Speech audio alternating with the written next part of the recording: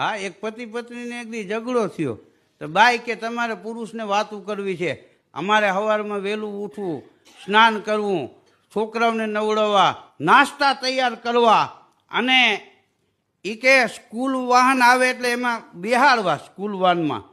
તમારે તો મોડેકથી ઉઠીને જમીન નોકરી ધંધે વયું જવાનું, અમારે કેટલા બધા કામ હોય, આવું કોકથી કામ કરો તો તમને ખબર પડે.